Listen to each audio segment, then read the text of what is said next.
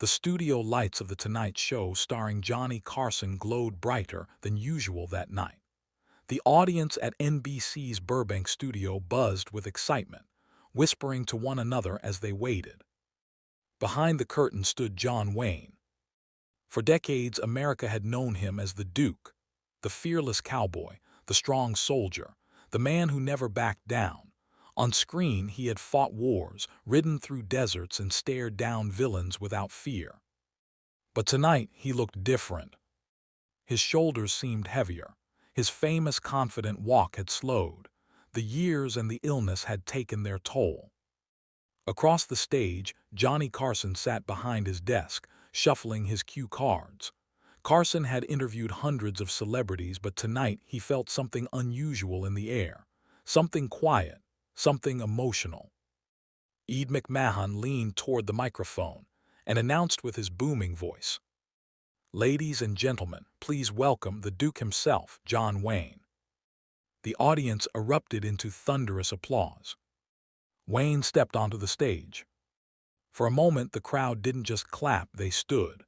Hundreds of people rising to their feet, some cheering, some simply smiling at the legend walking slowly across the stage.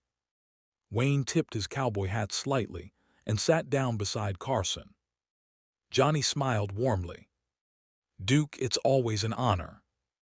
Wayne nodded, his deep voice softer than people remembered. "Well, Johnny, it's good to be here." The audience laughed when Carson made a few light jokes about Wayne's cowboy roles.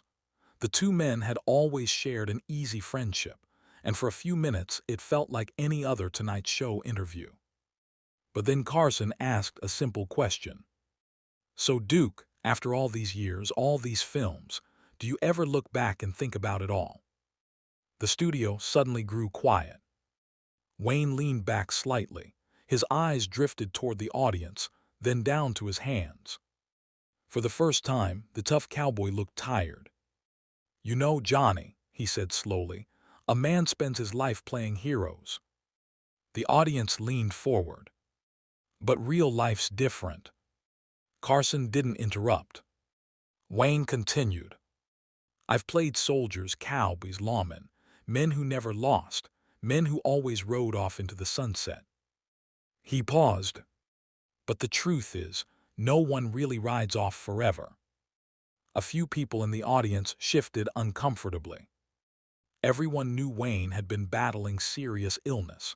He had already faced cancer once. Rumors about his health had been circulating again. Wayne gave a faint smile. "When you're young, you think you've got all the time in the world." He glanced around the studio. "But then one day you wake up and you realize the sunset getting closer." Johnny Carson's usual quick wit was gone. He simply nodded quietly. Wayne looked toward the audience again. "I've been lucky, though," he said. "Real lucky. I got to do what I loved. I got to entertain people." His voice cracked slightly.